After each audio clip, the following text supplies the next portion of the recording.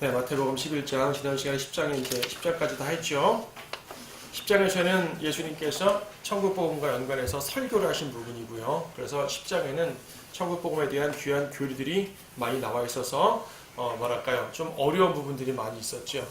11장에는 다시 사건이 나옵니다. 다시 예수님이 누굴 만나셨고 어디서 어떤 일을 하셨고 사건들이 나오는데, 하지만 11장을 좀 보면 알지만요, 사실상 대부분은 또 예수님 설교예요. 예수님 설교로 또 이루어져 있습니다. 근데 8장, 9장에서는 예수님이 천국복음을 왕성하게 전파하셨고 백성들도 상당히 많이 예수님을 따랐던 그런 모습을 보여준 반면, 10장에서는 이 천국복음을 말하는 가운데 다소 제자들이 고난받는 걸 설명했어요. 그리고 11장에서 반전이 되는데 예수님이 저기서부터는 좀 배척받는 모습입니다. 백성들한테 막 환영을 받다가 점점 거절당하는 모습들이 보여집니다. 11장, 12장 다 그런 모습으로 이어지고 있습니다. 자, 11장 봅니다. 예수께서 그의 12 제자에게 지시하시기를 마치신 후에 그들의 성읍들에서도 가르치며 전파하기 위하여 그것을 떠나시더라. 그때 요한이 감옥에서 그리스도께서 하신 일들을 듣고 자기 제자 가운데 둘을 보내어 주께 말씀드리기를 당신이 오실 그분이시니까 아니면 우리가 또 다른 분을 기다려야 하리까라고 하니, 예수께서 대답하여 그들에게 말씀하시기를 가서 너희가 듣고 보는 일들을 다시 요한에게 전하라. 소경들이 보고 절름발이들이 걸으며 문둥병자들이 깨끗해지고 귀머거리들이 들으며 죽은 자들이 일으켜지고 가난한 자들에게 복음을 전파된다 하라. 나로 인하여 술족하지 않은 자는 누구나 복이 있도다. 자, 예수님께서 이제 10장하고 바로 연결되는 내용이죠. 10장에서 12 제자에게 설교하셨다고 그러고 11장 1절은 12 제자에게 지시하시기를 마치신 후에 또 다른 곳에 전파를 하시는 것이에요. 그들의 성읍 그런 걸 보니까 제자들이 있는 그들의 성읍을 또 하나씩 돌아다니면서 설교를 하시는 것이죠. 자, 그렇게 떠나시면서 하시는 말씀입니다. 떠난 상황인데 요한의 제자들이, 그러니까 침례인 요한이죠. 침례인 요한의 제자들이 왔어요. 침례인 요한은 지금 감옥에 있습니다. 아직 죽지 않았습니다. 죽지 않았고 감옥에 갇혔습니다. 감옥에 갇혔는데 제자들을 보냈습니다. 보내서 하는 말이 좀 의아해요. 13절 보니까 당신이 오실 그분이니까 아니면 우리가 또 다른 분을 기다려야 됩니까? 우리는 지금 메시아를 기다렸고 저는 지금까지 메시아가 오시고 이분이 당신이 메시아인 걸 알고 그렇게 설교했는데 맞습니까? 정말 당신 맞는 거죠? 이런 말이죠 지금. 자, 요한이 왜 이렇게 의구심을 품었는지는 모르겠어요. 하지만은 요한이 볼 때는 요한이 예수님을 전파했고 자신은 감옥에 들어갔고 예수님이 이제 점점 이 사역을 하시는데 당장 하나님의 나라가 나타날 것 같은데 안 나타나는 거죠. 사실상 예수 그리스도를 통해서 하나님의 나라를 기대했던 사람들은 좀 걱정을 하는 거죠. 계속 저렇게만 마시는 거 아니야? 병자들만 고치고 말지? 왜 설교만 하고 그래서 배척당하는 모습이 이제 막 나오니까요.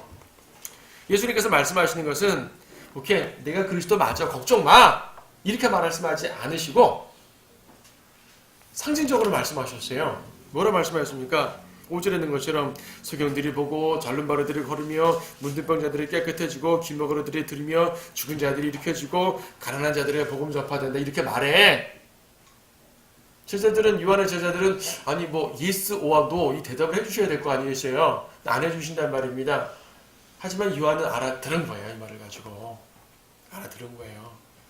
요한에 가서 전했겠죠. 그 이후에 어떻게 했던 말은 없습니다. 하지만 예수님께서 말씀하시는 것은 이것이고 내가 왕임을 증명하는 표적이야 라는 말이죠. 구약 성경을 제대로 알고요, 왕의 표적이 무엇인 줄 아는 사람들은 이해할 수 있는 것입니다. 예수님께서 왜 이 말을 하셨겠어요? 그냥 맞아, 내가 메시아야 라고 말씀하시면 되는데, 요한복음에 보게 되면 많은 유대인들이 당신이 그리스도냐, 당신이 하나님의 아들이냐 묻게 되면 내가 하나님의 아들 맞아, 이런 식으로 직접 대답한 적도 많았거든요. 여기서는 요한이 예수님을 대적하는 사람도 아니에요 지금. 근데 그렇게 말씀하지 않으시고 오히려 이렇게 말씀하셨어요. 이렇게 말씀하신 이유는 예수님께서 대충 설명하고 넘어가기 위해서가 아니라 내가 왕 맞는데 왕의 표적이 이런 것이야, 즉 왕의 표적이 무엇인지를 확실하게 증거하기 위해서 말씀하신 것입니다. 그럼 이게 왜 왕의 표적이냐고요? 자, 여러분, 우리가 표적이라는 말 많이 쓰죠. 표적. 영어로 sign, 그러니까 sign. 표적이 뭐예요? 표적은 이적이라는 말이 아닙니다. 이적이라는 말이 아니에요. 예수님이 표적을 행하시고 이적을 행하시고 기적을 행하시고 이런 표현들이 쭉 나오는데 이적이나 기적은 같은 말입니다. 이적, 원더, 놀라운 일이고 기적, 미라클 말 그대로 기적이에요. 그러니까 이 초자연적 현상들을 말하는 거죠. 하지만 표적이라는 말 자체가 기적이라는 말이 아니에요. 표적이라는 말은 사인인데 사인 징조죠. 징조. 우리가 보통 사인을 번역하면 징조. 여러분 문서 서명할 때 서명하잖아요. 사인하잖아요. 그 사인이에요. 그럼 무슨 말인 거 아니? 사인이라는 말은 표적이라는 말은 내가 말하고자 하는 이 바를 증명하는 도구가 표적입니다. 표적. 구약에 하나님께서 이 홍수를 내리셨죠. 홍수를 내리고 홍수가 끝난 다음에 노아에게 뭐라고 말씀하셨냐면 내가 앞으로 땅을 물로 저주하지 않겠다 그러셨어요. 뭐 불로는 저주하시겠지만 다시는 물로 홍수로 멸망을 시키지 않겠다 말씀하셨습니다. 하나님께서는 말씀만 하셔도 돼요. 다 믿어야 돼요. 무조건 하나님 말씀은 옳으니까 믿어야 되는데 항상 하나님께서는요 어리석은 백성들이다 보니까 눈에 보이는 증거물을 주시는 거예요. 그래서 무지개를 만들어 주셨어요. 무지개를 보고 무지개를 볼 때마다 아하 하나님께서 다시는 땅을 물로 치지 않으시겠구나 라는 것을 알아보라는 얘기죠. 즉 무지개라는 것은 하나님의 약속을 보여주는 표적이에요. 자, 무지개가 어떤 기적 아니죠? 기적 아니죠? 자연현상이죠? 하지만 하나님께서는 그걸 통해서 내가 다시는 땅을 물로 치지 않을 거야 라는 걸 보라 이거. 그러니까 볼 때마다 알아야 돼요. 많은 사람들은 무지개를 볼 때마다 과학자들은 과학현상을 말하고 또 예술가들은 시를 쓰고 음악을 하겠지만 성도들은 무지개를 볼 때마다 맞아. 하나님께서 과거에 죄 지은 백성들을 멸망시키셔서 다시는 물로 멸망시키지 않겠다는 약속이야. 하나님의 약속을 깨닫는 거죠. 바로 표적이란 그런 것이에요. 지금 찾지 않겠지만 에스겔서 보게 되면은 안식일이 표적이라 그래요. 안식일이 표적이에요. 안식일이 무슨 이적입니까? 안식일이 기적입니까? 일주일에 한 번씩 오는 안식일이 무슨 기적이에요? 하지만 안식일을 표적이라 말합니다. 왜냐하면 하나님께서 내가 너희의 하나님이고 너희가 내 백성이야. 그렇지? 이 관계성을 맺었어요. 관계성을 맺고 그냥 말로만 내가 너 하나님이야. 너희 내 백성이야. 말로만 끝나지 않고요. 눈에 보이는 뭔가를 증거물을 주시는 거죠. 안식일을 지킬 때마다 우리가 왜 안식을 지키지? 맞아 우리 하나님 백성이지. 깨달으라는 것이죠. 즉 표적이라는 것은 하나님께서 무엇인가를 말씀하시고 주장하시는데 그것을 깨닫게 하시는 도구입니다. 이런 걸 표적이라고 그래요. 그럼 예수님께서는 지금 내가 왕이다 그 말입니다. 천국이 가까이 왔다. 내가 그 천국의 왕이다 이 말입니다. 천국의 왕이라는 말은 구약에 예언된 메시아라는 말이죠. 천년왕국의 왕이라는 말입니다. 쉽게 말해서 주님이 오시면 이 세상 나라 다 무너지고 완전히 주님의 나라가 세워질 것이 그런 왕이라는 것을 말씀하시는데 말만 갖고 어떻게 합니까 사람들이. 그래서 당신이 왕인가 우리가 어떻게 믿습니까? 뭐 이런 대화가 오갔단 말은 아니지만 당신이 왕인가 우리가 알게 해주십시오. 오케이. 증거를 준다 이거죠. 그러니까 요한이 물었잖아요. 당신이 왕인가 우리가 어떻게 알죠? 오케이. 증거를 주는 거죠. 이렇게 병고침을 해가시고 죽은 자들이 일어나고 마귀들이 쫓아나고 그렇죠? 가난한 자들에게 복음을 전파되는 이런 것들을 보니 저건 바로 구약에 예언된 바 왕에 대한 표적이거든요. 우리가 앞에서 한번 본 것 같아요. 이사야 35장 다시 한번 보죠. 확실하기 위해서 또 보는 거예요. 원래 이렇게 확실한 구절들은 여러 번 보면서 내 걸로 만들어야 됩니다. 이사야 35장 말씀 보게 되면은 아주 기적적인 사건들이 막 나오죠. 광야 메마른 것이 그들을 기뻐하고 사막이 기뻐하며 장물처럼 피리라. 광야의 장미가 막 핀답니다. 그렇죠? 어디야 3절 너희는 연약한 손들의 힘을 주고 떨리는 무릎을 견고하게 하고 두려워하는 마음을 가진 자들에게 말하라 강건하라 두려워하지 말라 보라 너희 하나님이 복수하러 오시며 하나님이 보응하시리니 그가 오시어 너희를 구원하실 것이라. 주님이 오시는 말씀입니다. 근데 십자가 죽음으로 오시는 게 아니요 복수하러 오셔요. 죄인들에게 복수하시고 하나님의 백성들을 세우십니다. 재림을 말합니다. 어쨌든 메시아가 오시는 거죠. 왕으로 오시는 거예요. 5절 그때에 즉 메시아가 오시면 소경의 눈이 뜨이며 귀머거리의 귀가 뚫리리라. 절름발이가 사슴처럼 뛴다 그랬어요. 그거예요. 이런 것 때문에 구약 성경을 잘 알던 당시의 유대인들은요 메시아의 표적이 병고침인 걸 알고 있었습니다. 그래서 뒤에 보게 되면 소경들이 다윗의 아들이여 라고 부르짖었단 말입니다. 다윗의 아들이여, 왕이여 그 말입니다. 메시아여 그 말입니다. 그분이 오시면 병자 치유가 있어요. 이게 표적이요. 병자 치유는 눈에 왕이라는 걸 증명하는 표적입니다. 그래서 요한은 이렇게 말씀하신 것입니다. 자, 근데 특히 병자 치유는 앞에서도 쭉 설명드린 거지만 5절 끝에 그런 말씀이 있네요. 가난한 자들에게 복음이 전파된다. 왜 부자들에게는 아니고 가난한 자들에게만 전파될까요? 이건 물리적 가난만을 말하는 것이 아니라 일단 마태복음 5장 3절 보게 되면 영이 가난한 자들은 복이 있나니 말씀하셨습니다. 영이 가난하다는 말은 무슨 말이에요? 갈급한 거죠. 내 현실적으로 통장 잔고가 많고 적고 이런 가난함이 아니라 내 마음이 부유해서 갈급하지 않는 사람에겐 복음이 아무리 전해도 들어가지가 않습니다. 하지만 내 마음이 가난해서요. 복음을 전할 때 쏙쏙 받아들이는 거잖아요. 그렇죠? 그런 자들에게. 지금 물론 물리적 가난한 사람도 있어요. 당시에 부자들은요. 권력자들입니다. 권력자들, 로마인들이기도 하지만 유대인들 중에서도 헤롯 당원들이라든지 관원들이라든지 바리새인, 사두개인 같은 종교 지도자들, 그들은 부유한 사람들입니다. 그들은 영적으로도 부유하고 물리적으로도 부유했어요. 그래서요, 그들은 하나님의 나라가 필요 없는 사람들입니다. 메시아가 필요 없는 사람들이에요. 근데 지금 어떻습니까? 죄인들, 불구자들, 가난한 자들 이런 사람들은 주님을 쫓아다니는 것이에요. 그리고 그들에게 주님은 복음을 전파하십니다. 실제적으로요, 당시에 상류층은 예수님을 거절했고요, 하류층은 예수님을 받아들였어요. 예외는 있지만 기본적으로 그랬단 말입니다. 불쌍한 사람들에게, 그러니까 예수님께서는 정말 불쌍한 사람들에게 오신 분이에요.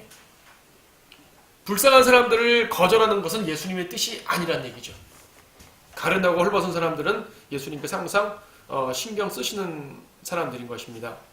그래서 이제 6절에서 나로 인하여 실족하지 않은 자는 복이 있도다라고 말씀하셨습니다. 이것은 요한에게 그러니까 실족하지 마, 굳건히 믿어 라는 믿음을 요구하는 부분이기도 하거니와 요한에게 확신을 심어주는 거죠.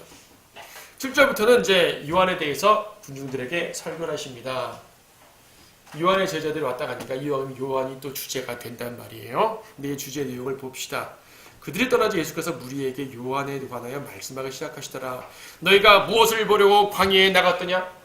바람을 잇는 갈대더냐? 여러분, 광야에 왜 나가요? 지금 유대는 반 이상의 광야입니다. 반 이상이 뭐예요? 더 많은 부분이 광야죠? 광야예요. 그러니까 예루살렘에서 조금만 밑으로 내려가면 광야예요. 광야. 광야에 가게 되면은 사람들이 광야에 왜 나가겠어요? 그 거친데 왜 나가겠어요? 거기서 흔들리는, 바람에 흔들리는 갈대를 보려고 광야에 나가요? 물론 광야에 갈대 같은 덤불들이 있어요. 겨우 그거 보려고 나가는 거예요? 아니잖아요. 아니면 너희가 무엇을 보려고 나갔더냐? 부드러운 옷을 입은 사람이 되냐? 부드러운 옷을 입은 사람이 광야에 왜 있어요? 나오잖아요. 부드러운 옷을 입은 사람은 왕궁에 있느니라. 왕궁에서 비단을 차려입고 말이냐. 부드럽게 차려입고 옷에 뭐 더러운 거 묻으면 툭툭이면서 깨끗하게 품이나 유지하고 있는 사람들. 근데 광야에 누가 있어요? 그러면 너희가 무엇을 보려고 나갔느냐? 선지자더냐? 그렇다. 그렇죠. 광야에 나가려면 선지자를 보러 나가는 거예요. 이 말은 무슨 말입니까? 선지자는 광야에 적합한 사람이에요. 선지자는 왕궁에 적합한 사람이 아닙니다. 선지자는요, 야전 전투꾼입니다, 여러분. 물론 구약의 수많은 선지자들을 보면 어떤 선지자는 궁에 출입하면서 왕들에게 예언한 선지자도 물론 있습니다. 하지만 대부분은 어떻습니까? 야전에서 거칠게 싸우면서 생업을 해가면서 선지자들이 좋은 옷 입었다는 걸 못 봐요. 못 봐요. 이사야 같은 경우는 왕궁에서 주로 사역을 많이 했어요. 왕궁에서만 한 건 아니고요. 다양하게 했지만. 근데 항상 어떻습니까? 침례 요한 자체도 그냥 가죽옷 입고요. 걸쳐 입고요. 수염 덥수룩 나고요. 제대로 씻긴 씻었겠어요? 네. 야전에서 싸우는 것이에요. 군인들 말이에요. 여러분, 군인들 보게 되면 군인들이 평상시의 모습은 모자도 딱 쓰고요. 옷도 쫙 다려 입고요. 품이 있죠. 평상시의 군인의 모습은 단정한 것입니다. 옷 주름만 틀어져도 큰일 납니다. 칼같이 맞아야 됩니다. 그런데 전투가 벌어지는 순간 군인들의 옷은 엉망진창이 됩니다. 흙에 뒹굴러야 되죠. 화약 냄새가 풀풀 나야 돼요. 전투 중에도 품위 유지하고 딱 각 잡고 이러면 큰일 납니다. 안 그렇겠습니까? 전투 중에 뒹구는 거예요. 옷 더러운 게 어디 있어요? 떨어진 밥 주워 먹는 것이고 이렇게 하는 겁니다. 그냥 선지자가 그런 사람들입니다. 여러분들이 복음 전파자는 이 시대의 선지자라는 말입니다. 영적인 적용으로 해서요. 교리적으로 말고 우리가 선지자입니다. 선지자는요 거친 사람들이에요. 엘리야처럼 심령 요한처럼 거친 사람들입니다. 그들은요 의에 강직한 사람들이에요. 의. 죄를 책망하는데 주저함이 없고요. 눈치 보지 않습니다. 의에 대해서 강직합니다. 죄와 타협하지 않습니다. 야전의 군사들입니다. 무엇보다 광야에 나갔다는 것은 세상을 등졌단 말입니다.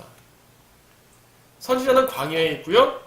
핏대에 따라서 도시로 들어오지만 전파하고 책망하려고 들어오는 것이란 말입니다. 자, 세상을 등지고 하나님만 바라보는 사람들이 바로 선지자예요. 그들은 광야에 적합한 사람들이지 왕궁에 적합한 사람들이 아닙니다. 또 갈대처럼 흔들리는 사람도 아닙니다. 강직합니다. 믿음이 강직하죠. 그렇다고 금욕주의자들은 아닙니다.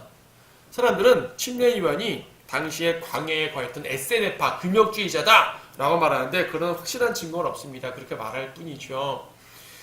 아닌 게 아니라 중세시대에 보게 되면 수많은 카톨릭에서는 이제 수도원, 그렇죠. 수도원은 주로 어디에 세우냐면 광야나 산꼭지에 세웁니다.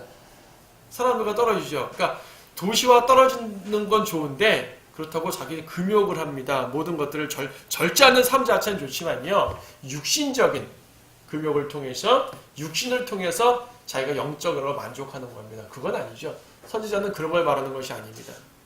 여기서 거칠다는 얘기는 죄를 책망하기에 과감하고 의에 강직하고 그렇죠? 세상을 등지고 하나님을 보고 야전의 군인이고 이런 개념으로 우리는 적용할 수가 있겠죠. 근데 구절에 보니까 침례 요한은 선지자가 맞는데 선지자입니다. 그런데 내가 너에게 말하노니 선지자보다 더 훌륭한 사람이라. 선지자는 선지자되 보통 선지자가 아니란 말이죠. 보통 선지자 아닙니다. 침례 요한은. 왜 보통 선지자가 아닙니까? 아주 특별한 선지자입니다. 10절에서 얼마가 특별하냐면 이는 이 사람에 관하여 기록되기를 보라 내가 나의 사자를 내 면전에 보내노니 그가 내 앞서 너의 길을 예비하리라 하였기 때문이라. 무슨 말입니까? 침례 요한은 예수님 바로 앞에서 예수님을 증거하는 사람이에요. 구약에 예수님을 증거한 선지자 수없이 많았습니다. 수많은 사람들이 예수님을 증거하고 메시아를 예언했어요. 근데 요한은 어떻습니까? 예수님이 오는 바로 앞에서 왜 그런 거 있지 않습니까? 왕들이 행차하게 되면 바로 앞에서 휘 물러거라 임금 행차하신다는 사람들 있죠? 저 멀리서 내일 모레 임금님이 오실 거야 라고 말하는 것이 아니라 바로 행차의 바로 앞에서 왕이 나가신다 길 비켜라는 이런 사람이란 말입니다. 요한은 그런 사람이에요.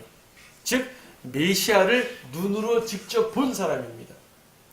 구약의 무수한 선지자들은 메시아를 보지 못했는데 예언만 했는데 요한은 선지자는 선지자되 직접 그 기쁨을 누린 사람입니다. 그래서 요한은요 선지자는 선지자되 보통 선지자가 아니란 말입니다. 근데요 11절 먼저 이런 말을 했습니다.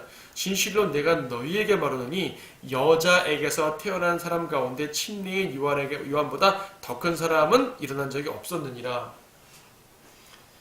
이 세상에 여자에게 태어나지 않은 사람이 어디 있어요? 딱 한 명 있죠. 아담. 아담은 엄마에게 태어나지 않았잖아요. 아담은 직접 흙으로 창조되었죠. 하지만 아담 이래로 모든 사람들은 아담과 이브 이래로 모든 사람들은 전부 다 엄마에게 태어났으니까 여자에게서 태어난 사람들이죠. 즉 침례 요한은 여자에게서 태어난 사람들 중에서 가장 위대하다고 말하니까 침례 요한은 모든 사람 중에 가장 위대한 사람이에요. 자, 왕의 바로 앞에서 왕의 길을 예비한 사람의 축복입니다. 근데 사람들은 요한을 감옥에 가뒀어요. 뒤에 보게 되면 요한을 또 죽여요. 세상은 거절합니다. 자, 왕의 선두주자를 거절한 겁니까? 왕을 거절한 겁니까? 지금 침례 요한이 왕이 오신다 길 비켜! 라고 말할 때 침례 요한을 죽였다는 얘기는 침례 요한이 밉다는 얘기예요. 침례 요한이 전하는 왕이 밉다는 얘기예요. 왕이 밉다는 얘기죠. 여러분이 복음 전파할 때 사람들이 여러분을 거절하는 것은 여러분이 밉다는 얘기예요. 여러분이 전하는 예수님이 밉다는 얘기예요. 예수님이 밉다는 얘기죠. 그럼 이렇게 생각할 수 있죠. 사람들이 예수님 미워하지만 나는 미워하지 않네. 다행이다. 이렇게 생각하는 사람은 상당히 육신적인 사람이죠. 차라리 나를 미워해도 좋으니 내가 전하는 예수님을 미워하지 말아라. 이게 옳지 않습니까? 그렇죠. 그러면 여러분 복음 전파하다가 미움을 받으면 기뻐하셔야 돼요. 그럼 내가 주님을 제대로 증거한다는 얘기입니다. 여러분들이 복음을 너무나 신사적으로 전해서 미움을 받지 않잖아요? 예수님은 거절했는데 난 미움받지 않았어요. 당신 말을 듣고 보니까 참 좋은 말씀 하신다. 감사합니다. 하지만 예수님 안 믿겠어요? 저는 미움받지 않았는데 예수님은 거절당했어요. 이거 여러분 분노하셔야 되는 겁니다. 그래도 저 사람 참 예의가 바르고 나를 미워하지 않으니까 기분 좋아할 게 아니란 말이에요. 상대방이 예수님을 거절할 바에는 나를 미워해야 정상이에요. 그래야 내가 예수님을 제대로 전한 거예요. 근데 상대방이 예수님을 거절했는데 나는 미워하지 않고 오히려 칭찬해요? 제대로 전한 게 아니란 얘기예요. 자, 요한에게서 우리는 보는 상징적인 바가 크죠? 요한 같은 선지자가 돼야 됩니다. 우리가 복음 전파자라는 것은 요한 같은 선지자가 우리의 목표인 거, 우리의 모델인 거예요. 그냥 잔잔한 전파자가 모델이 아니라 점잖은 전파자가 모델인 것이 아니라 요한이 우리의 모델이 되어야 합니다. 그게 성경들을 믿는 사람들의 모습입니다. 어쨌든 요한은 그렇게 위대한 사람이에요.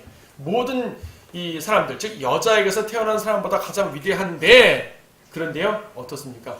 여러분들은 어떤 사람들이요? 여러분들은 여자에게서 태어난 사람이에요? 성령으로 태어난 사람이에요? 물론 우리는 1차적으로는 부모님께 태어났기 때문에 우리도 육신으로는 여자에게서 태어난 사람이 맞습니다. 그런데요, 우리는 하나 더잖아요. 성령으로 태어났죠. 근데 요한은 성령으로 태어났습니까? 요한이 거듭났을까요? 요한 거듭나지 못했어요. 구원받았다는 얘기죠. 거듭났단 말 아니에요. 아브라함이 거듭났습니까? 아브라함은 구원받은 사람이지 거듭난 사람이 아니에요. 다윗이 거듭났습니까? 다윗은 구원받은 사람이지 거듭난 사람이 아니에요. 거듭난다는 것은 예수님의 보혈로 말미암아 거듭나는 거예요. 구약 성도는 예수님이 죽으시기 전이기 때문에 보혈로 거듭날 수가 없죠. 논리적으로 그렇지 않습니까? 그렇다고 오해하는 사람들이 많아요. 아브라함이 거듭나지 않았어. 그럼 아브라함이 구원받지 않았단 말이야? 그런 말이 아니죠. 그분들은 모두 구원받은 성도들이에요.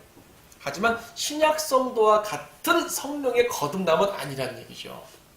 성령을 통한 거듭남은 십자가 이후에 벌어집니다.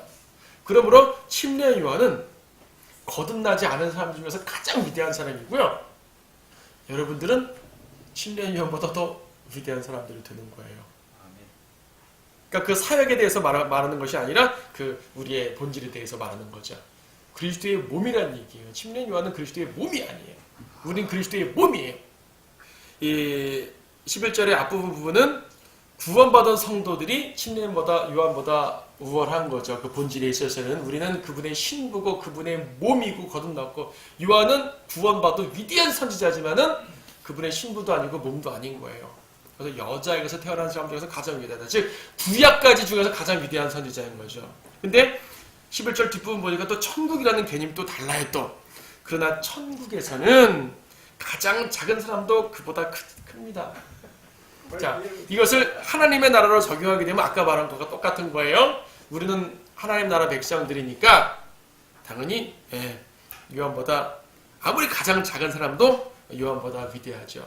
근데 여기서 말하는 또 좀 특별한 교리입니다. 천국에서는요. 천국에서는 여러분 지금 천국에 있지 않아요. 하나님 나라에 있죠. 천국은 언제 세워집니까? 재림 때 세워지죠. 침례 요한은 메시아를 보고 메시아 앞에서 그의 길을 예비한 사람이지만 천국 백성들은 메시아를 누리는 사람들이에요. 예수님 왕으로 딱 계시고요. 예수님 앞에서 예수님의 모든 혜택을 누리고요. 예수님 다스리는 통치, 예수님이 다스리는 의, 예수님의 모든 것들을 누리는 사람들이죠. 요한은 그것을 예언한 사람이고, 가장 앞에서 예언했지만 예언한 사람이고, 우리는 거듭났기 때문에 더 위대하고요. 또 천국 백성들도 예수님의 왕을 누림으로써 위대한 것이고. 그럼 무슨 말입니까? 결과적으로 요한은요, 구약까지 볼 때 가장 위대한 사람인 거예요. 구약까지. 그럼 예수님께서 이걸 말씀을 왜 하셨을까? 이 요한이 구약까지 위대하다 굳이 그것을 왜 말씀하시냐면 여기서 구약과 신약을 설명해 주려고 하시는 것입니다. 구약의 경륜이 끝난다 이거예요 지금. 구약이 끝난다. 그래서 12절부터 매우 특별한 말씀이 나오죠. 침례인 요한의 때로부터 지금까지 천국은 폭력으로 탈취된답니다. 폭력을 쓰는 자들의 힘으로 그걸 차지한답니다. 이게 무슨 말이에요? 되게 어려운 말입니다. 이게요, 마태복음 중에서 아마 가장 어려운 말 중에 하나일 거예요.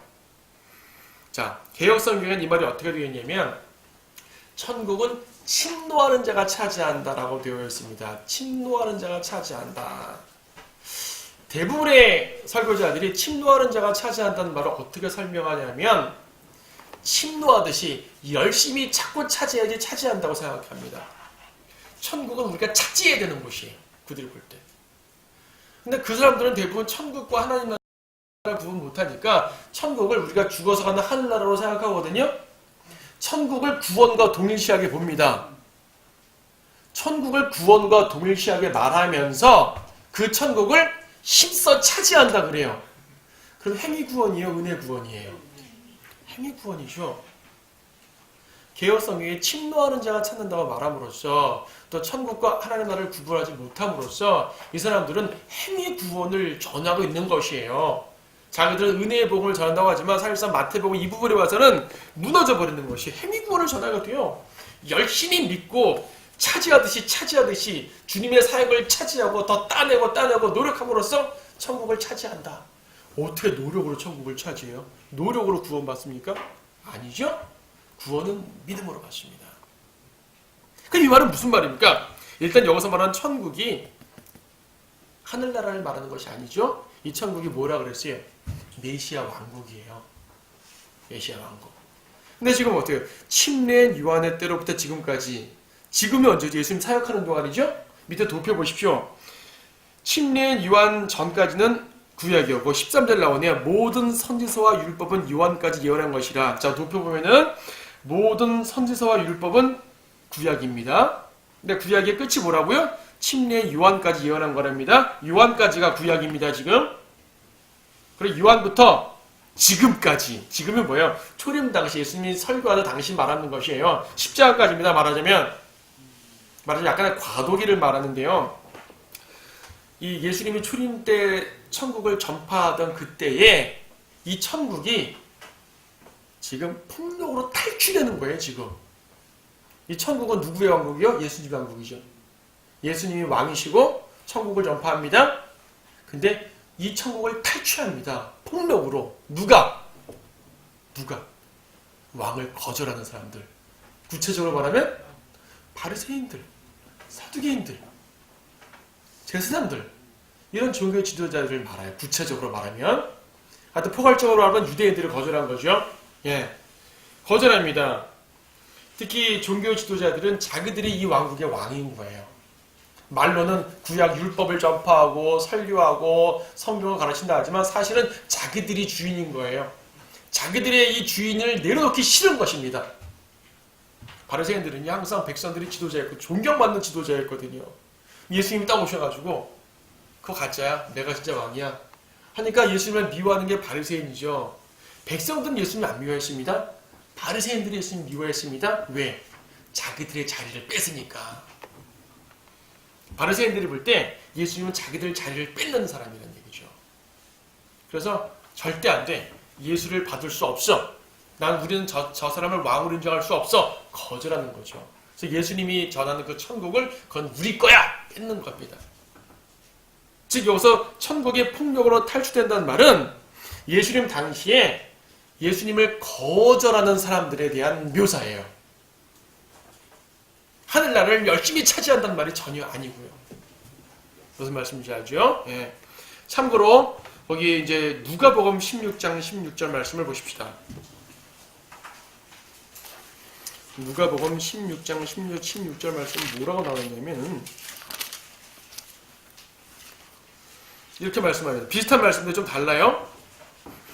율법과 선지서들은 요한까지요. 이거는 마태복음과 똑같죠.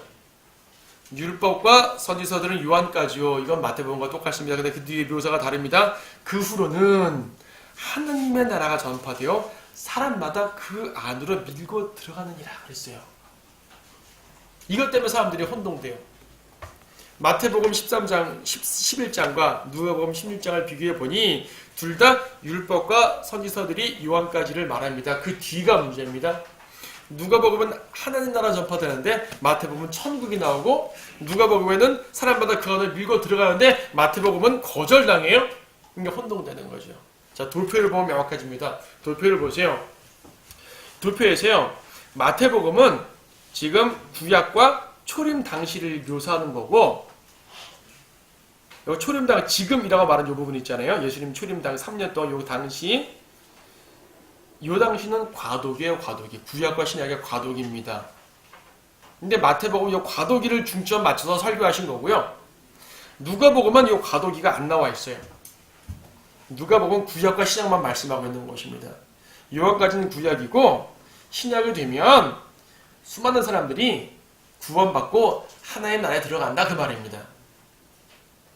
이해되시죠? 자, 마태복음 11장은 신약 부분이 안 나와요. 구약과 초림 당시만 설명하신 거고, 도표상.